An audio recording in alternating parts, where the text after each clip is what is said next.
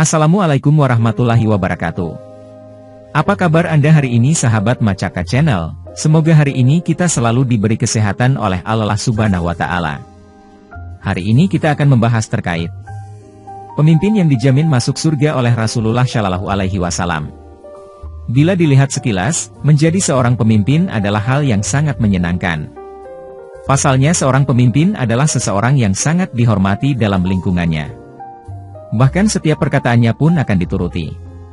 Namun tahukah Anda bahwa kelak seorang pemimpin akan dimintai pertanggungjawabannya di akhirat? Sehingga apabila ia seorang pemimpin yang buruk, maka neraka akan menantikan kedatangannya. Begitu pula sebaliknya, seorang pemimpin akan menjadi penghuni surga bila ia adil, jujur dan amanah dalam kepemimpinannya. Seperti halnya sahabat Rasulullah Shallallahu Alaihi Wasallam yang satu ini. Karena sifatnya yang amanah dan jujur, ia menjadi pemimpin yang dijamin masuk surga oleh Rasulullah Shallallahu Alaihi Wasallam. Padahal sebenarnya ia terpaksa menerima jabatan sebagai seorang pemimpin. Lalu siapakah ia? Salah seorang sahabat Rasulullah Shallallahu Alaihi Wasallam terpaksa menerima jabatan sebagai seorang pemimpin Madinah. Meski demikian, ia tetap menjalankan tugasnya dengan baik. Sehingga karena amanah dan kejujurannya, maka ia termasuk dalam salah satu sahabat dan pemimpin yang dijamin masuk surga oleh Rasulullah Shallallahu Alaihi Wasallam. Adalah Salman Al-Farisi, seorang pemimpin yang tidak ingin digaji meskipun jabatannya tinggi di Madinah. Untuk memenuhi kebutuhannya, maka ia menjual keranjang yang dianyam dari daun kurma. Dari penghasilannya, ia hanya menerima 3 dirham per harinya. Di mana 1 dirham dipergunakannya sebagai modal untuk besok, 1 dirham untuk keluarganya dan 1 dirham ia sedekahkan. Bahkan meski telah menjadi seorang amir atau pemimpin, Salman tidak malu menganyam daun kurma untuk dijadikan bakul atau keranjang. Setelah siap, bakul tersebut lalu dijualnya.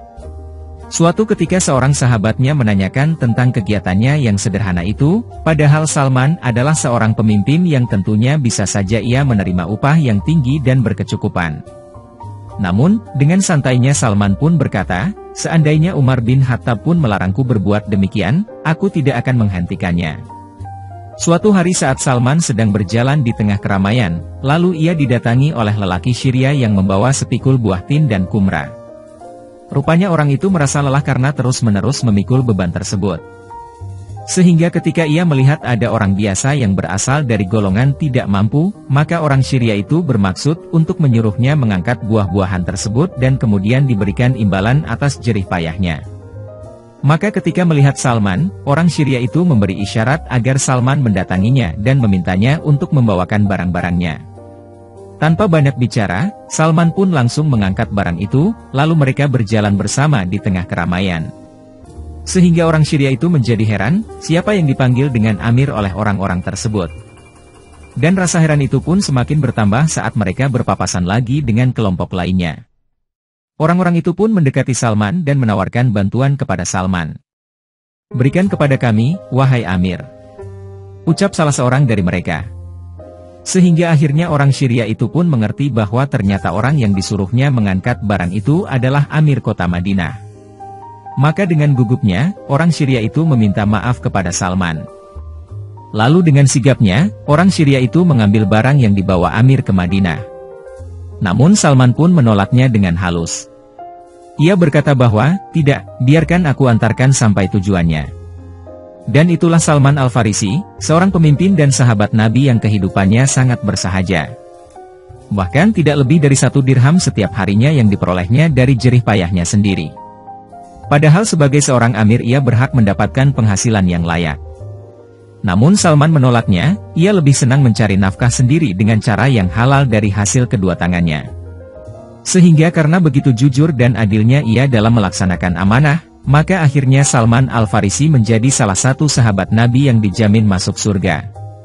Selain Salman Al-Farisi, ada beberapa sahabat Rasulullah Shallallahu Alaihi Wasallam yang berhasil menjadi pemimpin yang baik dan amanah. Misalnya Abu Bakar As-Siddiq, Umar bin Khattab, Utsman bin Affan dan Ali bin Abi Thalib, yang juga merupakan sosok pemimpin yang dijamin masuk surga. Demikian kisah tentang pemimpin yang dijamin masuk surga oleh Rasulullah Shallallahu Alaihi Wasallam. Setiap manusia sejatinya adalah pemimpin bagi dirinya sendiri. Oleh sebab itu, biasakanlah untuk berlaku jujur, adil dan amanah terhadap diri sendiri dan orang di sekitar. Dengan demikian, semoga kita termasuk dalam kategori pemimpin yang dijamin masuk surga. Amin.